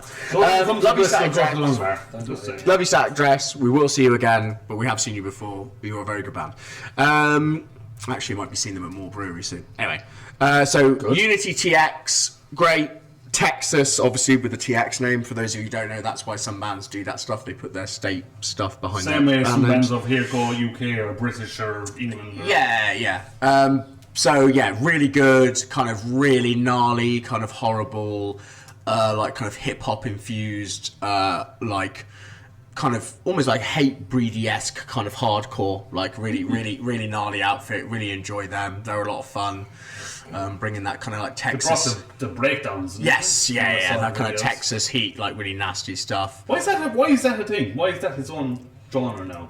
What, like the kind of tech? I mean, so I don't know. Texas just break Yeah. down I mean, they just- just. I think there's just a lot of them, like Lot of the car hate TX. You know, there's just a lot of the pride stuff about being from Texas. You know, I think that's just always been a big thing. Then the most interesting band was Crystal Lake. So obviously they're from Japan, and I listened to their recorded stuff, and they were very like not melodic metalcore, but like I guess what I call more melodic, which is more the kind of I prevail, we came as Romans kind of thing. And then they came on stage. I mean, it's fun, yeah. But then they came on stage. Jesus fucking Christ, they were heavy and like proper like deathcore-y heavy in parts, like really gnarly. They have a weird Bristol like cult. Do they have a Bristol thing going on? I think they do, right? Yeah, I don't know, but like they were just huge. I mean, they're going on. Funny enough, they're going. Well, you say that they're doing a headline tour in Europe, and Harriet are one of the support bands. Nice. So you know that's cool, interesting. Like I said, Harriet can be on seemingly any bill. Yeah. But yeah, really liked them a lot. And sorry, Tom's getting a pen. I'm counting how many times you've dropped something. Oh, it's been always this because it's folded the wrong way. If it's that way, it's fine. But I don't have even know. Sorry. It's alright. Ignore me. Don't worry, everyone. It's fine. Beady little doggy. But no, so they were really good. I definitely say check out Crystal Lake. I really liked them. I thought they were fucking great. Finn said the same. Finn yeah, said they were. that's why. Well, I sent you mind-blowing. one of their songs because I was just like, I think you're going to really like these guys. But definitely see them live if you get a chance. David, Really you know nasty. Crystal Lake? No, not Yeah. aware. Really. No. Well, I guess we all need Yeah. to check them out. Yeah, and definitely worth seeing live. They're a lot of fun. And then obviously Throne came on. I've loved Throne for ages. I So really that's like when their you stuff. wanted to see Kind it, of. right? Well, funny enough, because so I thought they were American, and then I found out they were Scandi. And funny enough, now I know that. Actually, No, they are. Yeah, so I can't remember where they're from, but they are like Scandinavian. They make more sense now because Throne's version of hardcore is more this kind of slower, crushing kind of like. It's more like, and then you see bands like Lynn, LLNN, the band I've also gone on about a fair bit, that kind of black are and playing in hardcore Bristol stuff. later this year. So, exactly, I'm really looking forward to that. But like, so weirdly enough, Throne now make more sense because they've got a bit of that kind of black and hardcore thing about them. It's definitely a bit more bouncy, a bit more straight up. It's got a bit of that hip hop infused stuff in it. But there's like, they're not like a kind of There's an edge. 2-step fast. There's just like a more crushing bass lines and crushing guitar tones that they use. But a really good gig, a lot of fun. If I was going to nitpick slightly, they lowered his on Throne. They definitely felt like his vocals were a little bit on the low end. They was at the Marble Factory because it actually got upgraded. So it was supposed to be at the Fleece, and then because they sold too many tickets, they upgraded it to the Marble Factory. That And must it be was pretty fantastic sold. as a band. It was sold out by the end of the day. Apparently, they did actually sell all the last of the They sold tickets out on as the well. day. So it was sold out in the end. So good time. And then me and Jen, I went to some of we just had the bank holiday all day here at the Griffin, and I went to one, and then we went to one of the other nights as well, didn't we? So some of the bands. yeah. So band-wise, like I went to the Friday on my own. I'm just going to quickly pull this up here. I'm so sorry, guys. Interlude. David, were you with me? No. Oh. Feck. Jen, fill us in. Well, I was at the Saturday. The Saturday was very fun. That was the trash night, right? I wouldn't call it thrash. Thrasher Wolf? No, Thrasher Wolf were definitely more. That wasn't the one I went to. Oh, I can't find it. I went to see Duran Duran. Oh no, Thrasher Wolf. Throwback to last episode. So that's what I said. Thrasher Wolf were on the night that I went to on my own on, so they were the headliners. Right. So it was really good. We had. I'm just annoyed because there was a really good like opening band. It's doing my head in. No, it's not them. It's sorry. It's just I should have put this up Eyes earlier. killing you now, right? No, it's not that. It's free entry. No, the Grey is the other one. David, while he's looking, have you been to any gigs recently? Yeah. Oh god, that was a laugh of I shouldn't announce it. No, I've been dry of gigs at the moment. Any reason No, why? I've lost it. I'm staring at my phone. No, massively, just Just busy and just Yeah, like sometimes just want to go home. Oh, that's fair. That is fair. I mean, Yeah. we all get that. So anyway, sorry, I've not got names. We'll put names in the podcast notes and Put them on stuff to social, get that. right. Yeah, I'll put them on socials and everything. There was a young band from Bath. They were really good, and funny enough, the bassist was wearing a 200 stab wounds shirt. If anything, I'd say that's throwback, probably one of isn't the But if anything, I'd say that was kind of where they were going, and I've got to give it to them for like a younger, quite new band. And John did say they were a new band and everything as well. They were really good. Then there was, I guess, a more kind of classic kind of thrash outfit, another younger band. They were cool. I'm gonna have it was nice to see all the kids out at this stage. Basically, there was a load of these kids out. You Everyone's feel having old, fun. are you? I'm closer to 40 than I am 30. But I am going to have a bit of a moan as well. So extend a hand to the kids. Great, glad that you guys all came out. The second band I'm going to have a little bit of a dig at, in the sense of they obviously were the ones that brought a lot of people out, which is great. But then they fucked off as soon as their set had finished. And that's I was not like, cool. no. And Support everyone. Come took all of their mates with them. And I was like, that's not okay, guys. You know, the headline bands watched you, everyone else has watched you. You know, community in music, unless you've got something genuinely like pressing you have to go and do, which I don't think you do. No. You know, they kind of cleared out afterwards. And then we had Thrasher Wolf with a headliner, and they were loads of fun. Kind of like old school Metallica. Martyr's Saint? Was that Martyr's Saint. Oh yeah, that was it. That's the second band on. Yeah, you're right. Yeah. Dave, I They think you were, need to top up a little bit. they were cool. Like weirdly enough, the thing that got all the kids jumping the most is the fact they did a Nickelback cover, which I found a little bit odd. But yeah, Nickelback covering the Griffin. yeah, What you know, did they cover? I can't remember. You definitely know. I do not. You were I singing don't your know. ass off. I don't know enough Nickelback. I couldn't possibly say. Well, how do you know it was a Nickelback cover? But yeah, it was just that thing of like. Exactly. How do you know it was Nickelback? It's just that thing of, especially having been in a lot of like bands myself and like small, like, you know, small bands basically. Like, you need to stick around, like, you know, bands. It's like, also respect, isn't it? well, it's also like, you know, because those nights when there is genuinely no one out at all and none of your friends show up, having the other band people there from other bands actually like headbanging along to your set can be the thing that can get you through a show. Yeah. You know, so like, yeah, that's the one little kind of slap on the wrist I'd give to them is like, yeah, you don't just instantly fuck off after your gig's over. I do agree. And take all your friends with you. But Thrasher Wolf were really fun. I'd say like more like old school Metallica.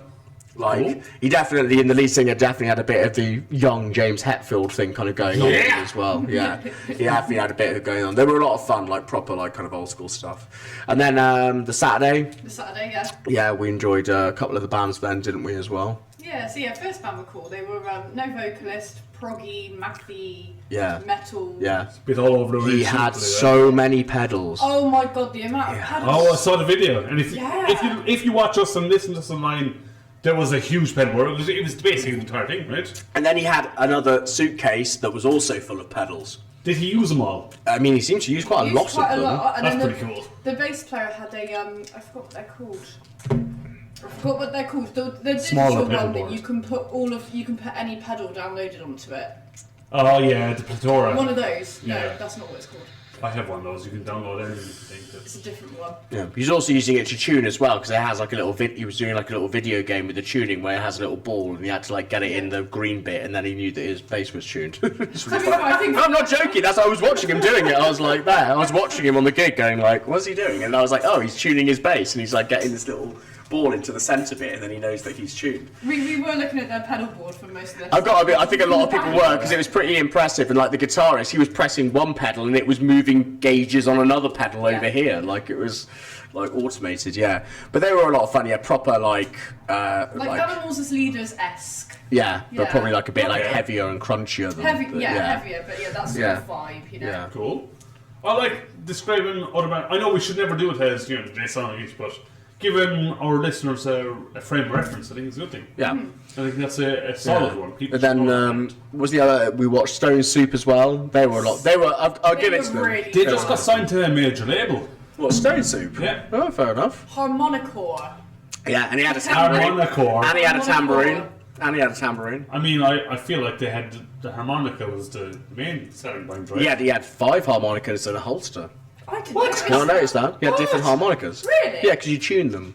What? You tune harmonicas. Do you not know that? No. Yeah, they was all the same sound the instrument same. and you just No, you roll tune it. harmonicas. They sound different. What the fuck did He had a holster of harmonicas. Do you know what I'm saying? I did not know Yeah, that. he was using Listeners, different how do you ones. tune a harmonica? It's the Tell things us. you use a screwdriver, I think. Can you play the harmonica? Not that well. always out of tune. This is just general background harmonica knowledge I've picked up off other From people. the prison Yeah. times. Yeah. The prison? What am I in a fucking 20s prison in the Great Depression, rattling an empty cup along bars, like all the railroad lines along. No. So harmonicore. Yeah, Harmonicore. the I love the way guitarist. we're in a world where you can basically describe every kind of genre of metal as some kind of core. Like it can be fucking black core, it can be beer core, it can be piss core, it can be anything. I mean, Pissgrave, you know. Yeah. Love That Pissgrave. was bad, Dave. No, That was bad. no, it wasn't. No, That was your fault as He well. doesn't understand. That was your fault. He doesn't understand You don't Pissgrave. understand Pissgrave. How would you understand Pissgrave? Come on, David, how would you? See, he doesn't get it. He doesn't get it. They were so good. They were not. They were. They were not. They were. David, what's your view of Pissgrave's latest album? I like it. Of course he likes it, because he's got taste. Shane, Pissgrave taste. Side at me, are you going to I've not listened to it. Good. Danny, your review of Pissgrave's latest album? Ah! So it's 2v1 here. Thanks, lads. That's Thanks. all right. You let me hang in. Because of course you're in the wrong. Always. Yeah, but yeah, no. So they were a lot of fun. The Stone Soup guitarist was fun. He was like messing around, wasn't he? Yeah, like really lots of audience interaction. It was just fun to watch. Yeah. Yeah. They were just a really good They were time. kind of stoner-ish, I think, right? I mean, ish. I mean, I say a bit more kind of like hard rocky, really, than Yeah. anything else. Yeah. Yeah. Well, as I said, it just been signed to major label, so that's pretty Yeah. cool. Yeah. That's really awesome. They hear of last week? Yeah. Any other gigs? Anyone wants to bring up? No, I think that's been it, really. Gig wise. Yeah. No, it's been a lot Yeah, of you're letting fun. the site down. Like, I know. Yeah, it's terrible. But he does loads of gigs all the time. It's terrible. what's the last gig you were at? Oh, Christ. It better not be Madball, because that was a long time ago. No. And if it's one we were at, then you haven't told us, then shame. It was probably the anniversary thing up here, to be honest. Which was The fourth birthday for you? 4th. 3 weeks ago. Nice. So, Did yeah. it go well? It was alright. I have to apologise, I missed it. I apologise. Yeah, it went okay. Okay. Good. Yeah. So let's go there then. The 4-year anniversary of Black City. So it started during COVID, right? Yep. How on earth did you get anyone to back you go through COVID and they go, you know what, we can do this, we can make a good thing of this. Like, bring us right back to the start. Okay. Like, fast forward. It's just When I was 5, where the story thing starts. Yeah, we have to So- flash. actually I do want to do it, to be fair, so. In October 2019, Just before the world ended. yeah, I had an allotment. You had an allotment. Did have Did an you grow allotment. records? I grew some lovely garlic. Like loads of garlic. Shit, I love that, Yeah. Did you grow records? Fucking hell. So I had an allotment. I was down there on a Sunday, and I'm digging away, and I wanted to get the whole of the top soil removed by the time the sun started to come down. So I'm digging, and I had a little break, and I couldn't get my breath. Back. A lot of manual labour, I get that. So I was like, I think it's time to go home. So I went home, and I still couldn't get my breath back. And I go in, and I say to my other half, like, I don't feel that great. And she says, you're having a heart attack. Jesus Whoa. Christ. What? So she And you walked back to the house, just going, I drove. While having a heart attack? Yeah.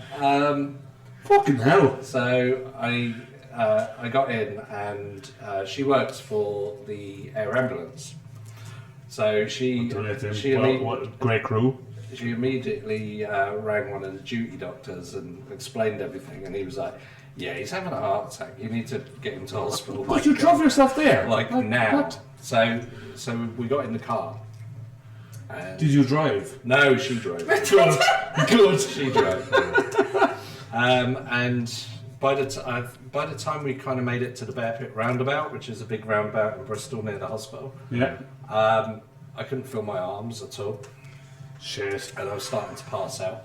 Oh God. And so I got in to A&E, jumped the queue, Sounds like you're after your really in time. went and had major heart surgery. Jesus. Very, touch and go kind of situation, but came through it. And I was working for a finance company at the time. I was doing marketing. So I had 6, 7 weeks, 8 weeks off work, and then they started to phase me back a day a week. Yeah. And by the time that kind of happened, COVID happened, and I was put on furlough straight away. So I more or less had like 9, 10 months off work. Nice. Which, by the sounds of it, you needed it. To be fair. And then they started to phase me back for 1 day a week. I would like to get you back for 1 day a week. I went in for 1 day, and I came back home and I said, I'm not doing this Right. Yeah. anymore. I nearly died last year. I am not doing this. Was that the switch? You realised that Yeah. the stress at work was Yeah, what yeah, gave you the yeah. heart attack? Yeah, And yeah. So we went out for in those days where you had to book a table in a pub and stuff. So we're in Redfield, which is in East Bristol, and we're in a pub over there. And I said to my partner, I'm just not doing what's it. your partner's name? She's Anna, awesome. sorry, Anna. Anna, you're amazing. So I said, not doing it anymore. So she said, well, what would you do? And I said, What do well, we do then? I've always wanted to open a record shop. Always. And let's dig into that. Like, where did that come from? Like, why was always a record store? Why was that your... I used to knock around. So I grew up just north of London. And there was a very famous record shop back in the day called Shades in Soho. And it was probably the heavy metal record shop in the UK. And so much so that Lars Ulrich from Metallica would fly over from America just to go shopping in Shades. Really? To get all of the early new wave of British heavy metal Oh, wow. pressings, which you couldn't get in America, and then go home. So That's Oh, what wow. he spent his Napster money on.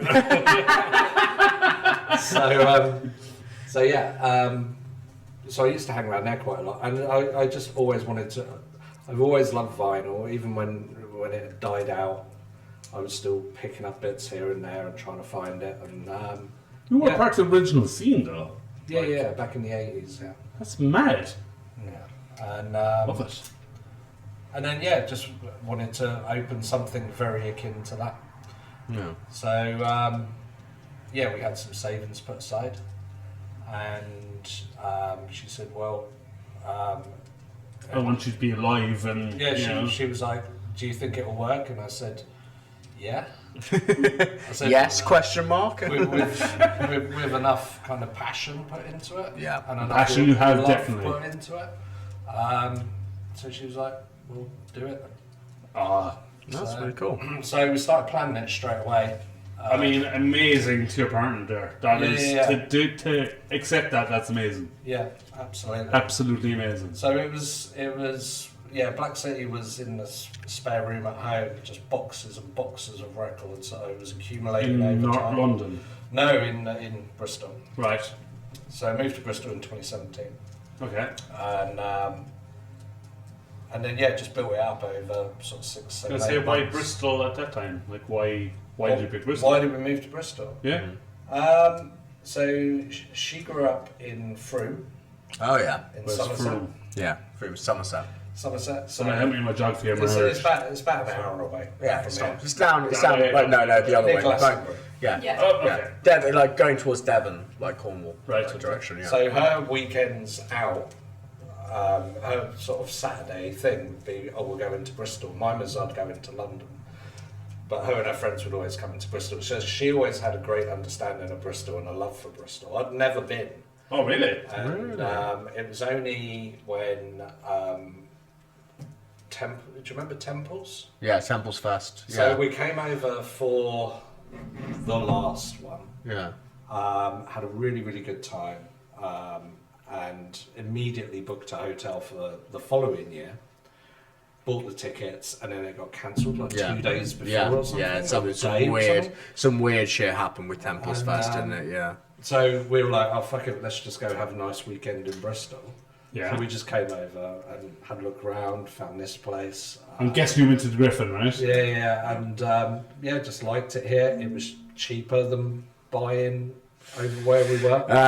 London, Yeah. London And, prices. So yeah, we made the move. We were like, fuck it, and it's just a bit of slower kind of life over here. Yeah, it's a city, but it's not like a It feels like a town. hardcore. Yeah. like, yeah, fucking I get everything's that. So it's gone. got on the everything the side, city's so- got, but it feels like a town, and Yeah. it feels really small actually to me. Yeah. So and that's why we moved over. Nice. So you moved over, and then you were like, I'm going to do a heavy metal record store. Only after I nearly died. The brush with death first, and then Yeah. Did you shake his hand and go, oh, no, fuck you. That's his line. It was, it's just kind of it's one of those moments where you go, do I want to get up every day and go and do, be in, clock out, have supervision and shit like that. Yeah. No, I don't want to. HR needs to talk to you today, Yeah. David. So, Is your life Life's much too better short. now that you've embraced your own career and actually don't want to is do what, sorry? your life much better? Like I your feel heart like better? I don't mind getting up in the mornings. Well, that's good. So, I've taken a colossal pay cut. But, Yeah. but I'm Doesn't need to happy. bother you though. No, and that's the thing, and I think when people say money isn't everything, I think it really isn't. Yeah. Happiness it accounts for a lot, and Yeah. it's like you guys doing what you do. You're getting up doing something that Yeah. you love. Yeah. Yeah. Your own You for the boss, sake of loving it, yeah. Yeah. and you live or die by your own. What you- by your own actions. Yeah, and what you put out there into the world, kind of around it, kind of thing. Yeah. So what the amount of exertion that you put, because I open 12 till 7, but I'm generally at home working till 1 a.m. doing Yeah. something. You've got all the online orders and looking up stuff and and then, you've got to do all your marketing, your accounts, your rent, your your tax, everything. So Can I just say before we get into any of that, what you do is totally flawless. Like, I've looked up your site and stuff, like, it's all up to date, everything's really good, like, the shop's amazing. Like, you've done so well there. Just absolutely so well. thank you. Yeah. And absolutely hats off to you, like, what you've achieved in that place. Yeah, it's very unique. And speaking with John, the landlord of Best bar in Bristol. the Griff, where we are now, because we can both, I suppose, get quite down on ourselves sometimes Oh, I've seen you both do it. about Yeah. how well, particularly, things are going. Or how not well they're Yeah, going. and I have to know that both of us now are literally hurtling into the worst time of year for both of us. It's horrible. Summertime is just horrible. Because Listeners and watchers now, because come to Griffin, come Black City. I have a promoter friend, and he said to me that he promotes gigs all year round, and he said the way that and you'll know where I'm going with this in a minute. He says the analogy that I use is that I'm a little corner shop, and I'm serving my people all year round, and then once a month throughout the year, this massive Tesco's appears next to me in the shape of Download and Bloodstock and all of these things, and it takes everything away. Really? Yeah. And then they fuck off, and I have to rebuild from the ground up. And that's what me and John go through. Yeah. Yeah, that's fair. Yeah. Because the metal dollar Yeah. goes Vanishes. to a bunch of people Yeah. who...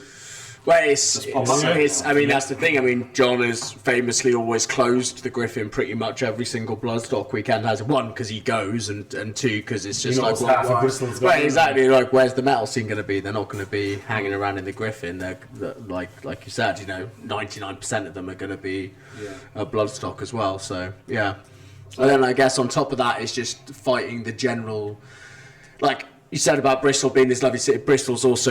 Bristol gets crazy in the summer with how busy it gets with different stuff. Like just this last weekend gone with the bank holiday, there's 8 different gigs you could have gone to on Friday, like, and Saturday alone. Do you know what I mean? There's a hardcore all day at the Exchange. There's This Is Here. They're doing this thing. SWX has got some big band on. You know what I mean? It's just Which is great in one way. great in one way, but also in another way, it's just like it gets like it gets noisier and noisier here in the summer, in the sense of like how much stuff is just on, like all the time.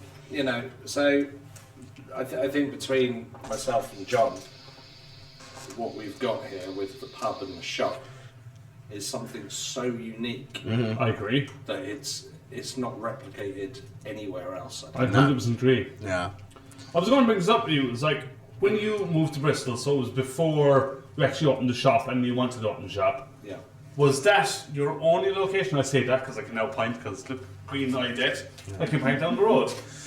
No. Like you're, 100 metres away from the Griffin? We're 100 metres away. Technically, business-wise, we're next door neighbours, yeah. Yeah. Oh yeah, because there's no other business on that road. Yeah. There. Was that intentional? Was that a look? Semi-intentional. I wanted to move around this area somewhere. So you moved to Bristol beforehand. You come to the Griffin, obviously. Gone. This is a cool bar. And then that was your kind of. I want to be around here, or was It would be nice to be within kind of walking distance of somewhere. I looked at somewhere on Christmas Steps, which I believe you looked at as well. Yes. Imagine, sort that out. Same building, I think. And I looked at somewhere down near St Nick's, and then that place cropped up, and What do you mean just crop up? Because like in my head, I'm kind of going. You're a guy that wants to set up a business. You have to go to the bank and I assume get a loan. I assume, right? And you're like, actually, this spot is pretty cool, and we can do things. Or was it just actually that's a nice spot? It's kind of that was the perfect spot. So yeah, when that came up on Rightmove or whatever it was just like shit. It's just down the road from the Griff. And you've been here obviously visually at that times. point. It was, and it still is to a degree, in one of the worst places possible with all the building work going on. You see that One day that will end. One day, for listeners only to the podcast. Basically, how long is it? So it was the Colson Hall building. They had all the building work outside yours. Not Colson. I'm sorry, the Beacon. And then they basically finally took a lot of it away, and then were like, we actually now have to dig up the car park and also dig up all the pipe work because we did it too quickly, or we need to redo it all. As long as you've been there, it's been covered by scaffolding. So presently, they need to put, and that's what they're working on down there now. They need to put in the anti-terrorism bollards. To stop people. People are trying to drive into it. Right, okay. And that alone, to put in 12 bollards has taken 2 years. Wow, it's crazy. Yeah, so for listeners, like basically just outside of Black City, basically the entire road has just been fenced off. Yeah. You can't walk through it. Like it's But just. it gives a great argument. I said this to David, last week when I was interviewed. It's like, this whole street should be closed off and should be made into the metal quarter. Yeah. Like, there's Black City Records there, the Griffin's there, put some speakers up, goes stuff to the public, there's no cars go through there. Yeah. Well, it'd be fucking amazing. Yeah, I mean, there's we've all seen it living around here. There's this big push for pedestrianisation. Yes. They proved their own point, right? So they've proved their own point, and I know that at some point a couple of years ago there was a proposal put through to the council to certainly pedestrianise from the back of the Beacon down and around the whole of the Hatchet. Really? The whole way around. So the Hatchet, the Queen's Shilling, the Basement I think it would be 45. too. Yeah. It brings the whole quarter together. Yeah, you get some nice seating areas out there. Yeah. The odd coffee shop pop up. Exactly. And it's just- Speakers coming out. Yeah, it's a nice chilled out, very kind of European-y kind of. Yeah, vibe. that'd be nice. Yeah. Has that been totally disregarded, or do we need to start a petition? Not sure. No. I think we should start a petition. But there's, big issue you're going to have is with the fact that there's the big car park there, I guess. I mean, you can still access car park. I know, yeah, the access is from the side. But anyway, I mean, it's fascinating to hear about, like, obviously, having kind of basically a mortal brush with death, and then kind of, it's really kind of inspiring, to hear about, like, kind of just going, like, look, I could stay working this job that I kind of hate and make the money, as it were, blah blah blah, and like digging into that part of you that was really like that passionate about. And I think from knowing you, obviously for the few years that I've known you, you also have a passion for bringing people to the music. And I say that because also I think a part of it that we've not talked about is that you've also turned Black City Records into very much like a social hub. Yeah. Like I know people who come to hang out there. You know and what in fact, I mean? you mentioned earlier. Jake Bisto, need to go home. No, we love you. Ascaria is great. We voted for you. But no. But you know what I mean? Like it's almost like that thing that reminds me of old school like comic book and game shops. You know what I mean? Where you build it's a place you can go and hang out. I want it to be. I want it to be the place where somebody can come in, the 13-year-old can come in and buy their first Slipknot CD. Yeah. And, Or what is relevant and I now. also want it to be the place where the proper collector comes in and picks up that £400. And you know what's fantastic about that? I've seen exactly that. The amount of times I've walked in there with you, I don't buy everything every time I'm there. But what I do observe is you have people that are literally spending 400 or 500 quid on, I want exactly that. Absolutely that. Yeah. And then it's swarmed by a few teenagers coming in. Oh, can I have something a bit metal maybe? You're like, absolutely, you can have this. Yeah. And that starts stemming their journey, and the range you cover is amazing. Like, absolutely amazing. There's one thing I was going to bring up to you, it was like, how on earth do you stay on top of it? Like, the amount of stuff that comes out, and the amount of releases that's that actually comes true. out. It's and crazy, like trying to stay on top of all of that. Every episode we've done for the last 20, other than this one, because we're not doing one this time, we should have done one. We should have done an episode. Anyway, like, you give us stuff we've never heard of. And, like, we're very different what to listen to. We've been into metal for, what, 30 years? Give or take. Yeah. And you still surprise us, kind of going, listen to this band. This band's amazing. A lot of it's How on earth do you find them? Well, Like, what do you do? I mean, so a lot of it's hearsay as well. So it's just keeping an ear open to what people are talking about, Right. and getting a vibe for something that is Is sort that of a big thing in Bristol? going on at the moment. So you'll hear, everyone loves Bolt Thrower, so and I then do love a bit of bolt throw. and then then you start to hear about a band like Frozen Soul, who are basically a bolt thrower. Yeah. And so then you start looking down those avenues, and You say looking on those avenues though, but like, I can literally go into your store, Black City Records, just for all the listeners. You kind of go, I'm feeling a bit of Death Doom. And you go, cool. Yeah. How about all of these artists? Or I'm feeling like Blackened Death.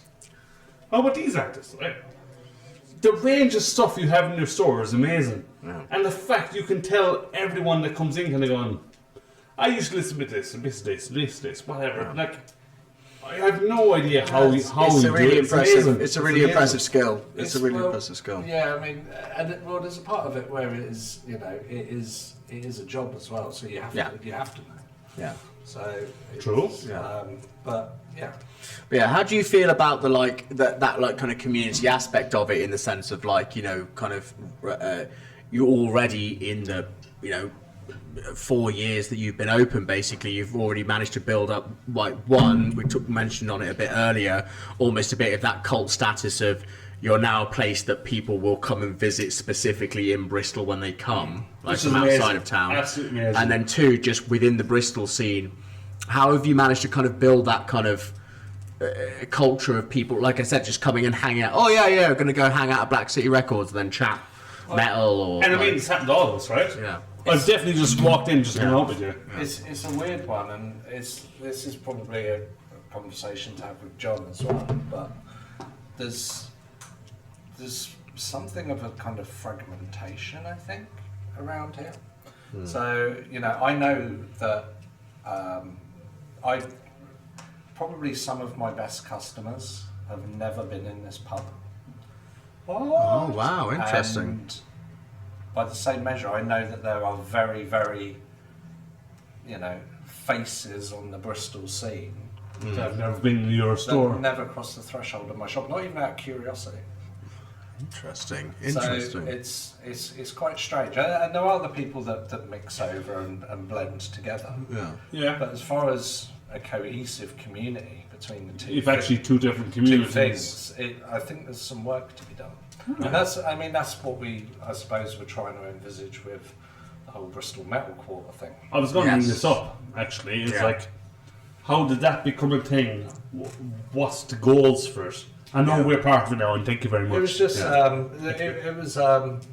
it was on my opening day actually. John came down and we were having a drink outside, and I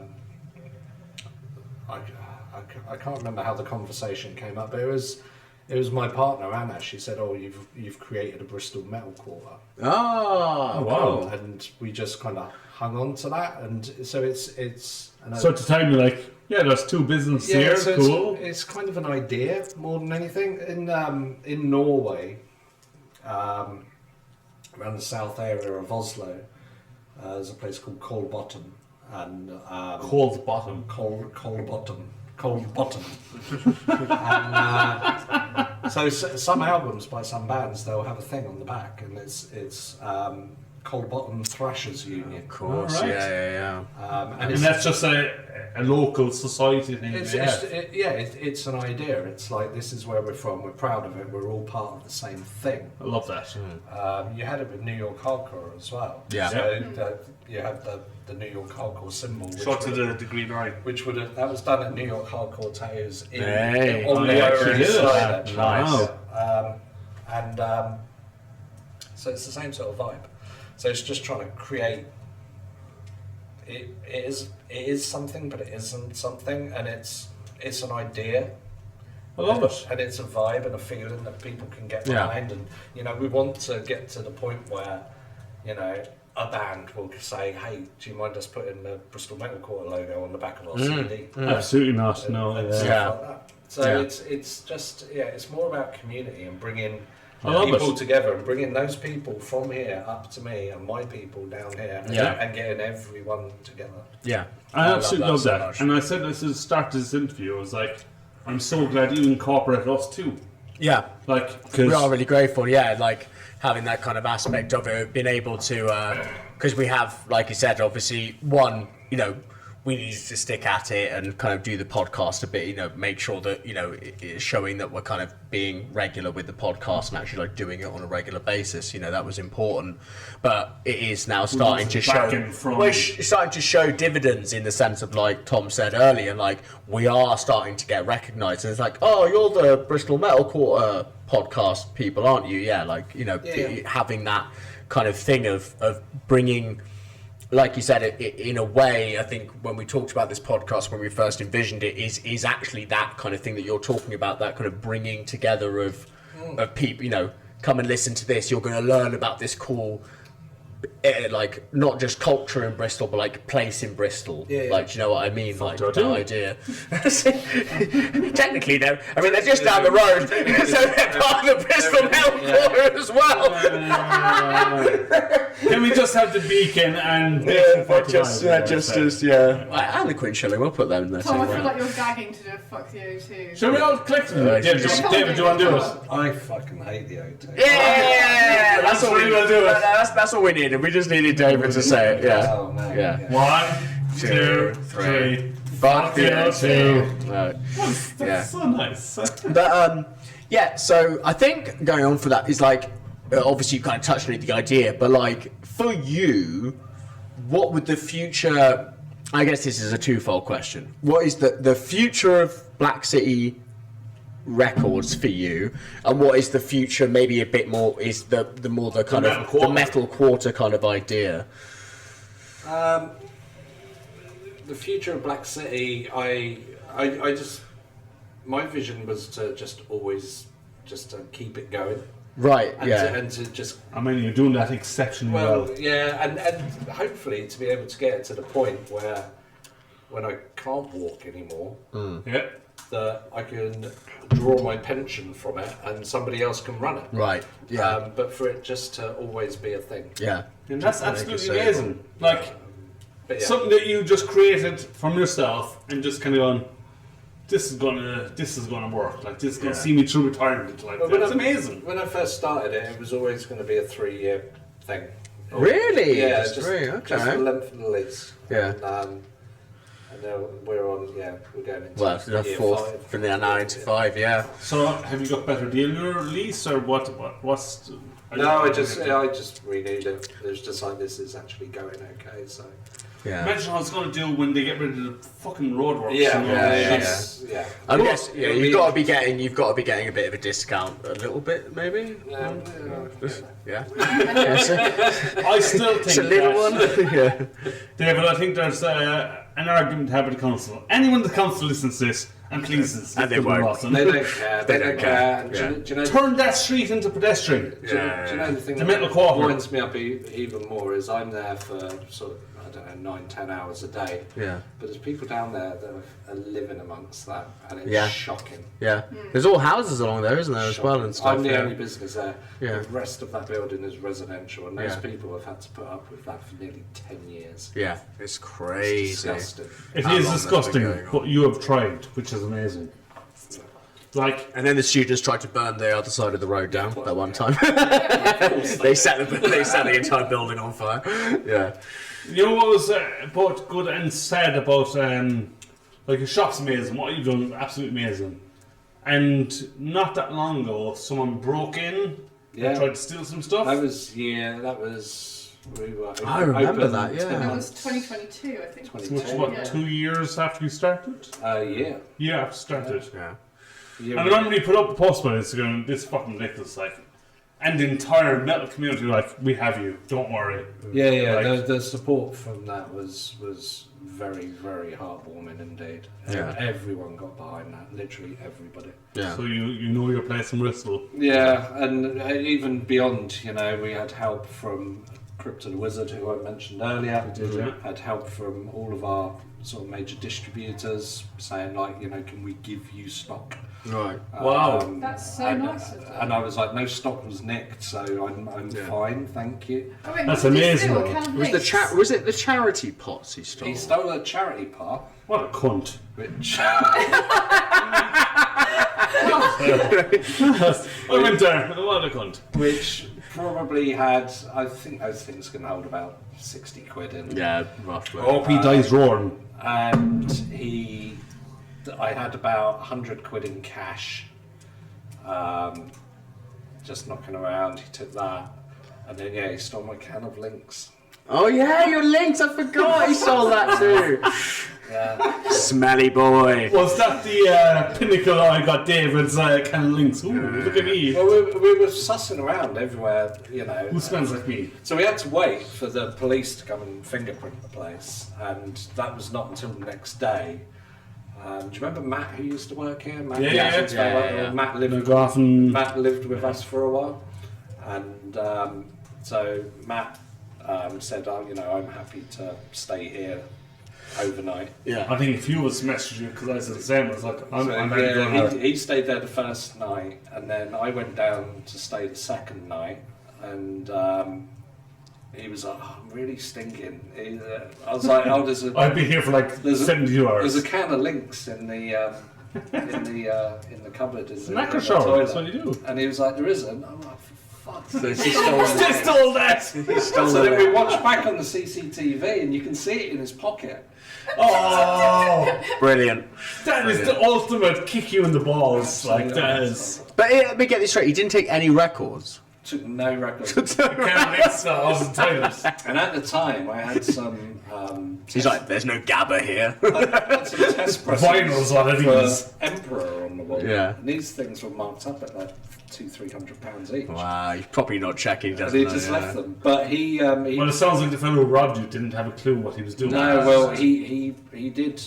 You know if you go to the top on Park Road, there's Yeah. is it like a Greek cafe. Oh, Yeah, yeah. He did there as well. Really? And the pattern is exactly the same. So Stealing just shit. That's just yeah. And Yeah. so 3 or 4 days later, the police come and they get me to pull down the CCTV, and they look at it, and they both look at each other and they go, "Oh, that guy."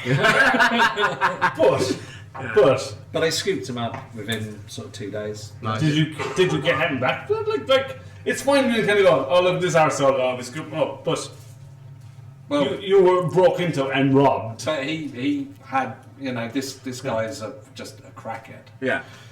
He's got Just an addict, he's yeah. got nothing. What are you going to get out of him? You could technically take him to court and He's saying, oh, Yeah. I don't Yeah. know what happened. I don't know. you got to pay this business back Yeah. £3 a week for the next Yeah. 20 years. Yeah, It's just exactly. not worth it. Yeah. Nice. But you know what? I give Bristol a lot of respect now since because you put out a post and went, I went broken into, and everyone went, that is total bullshit.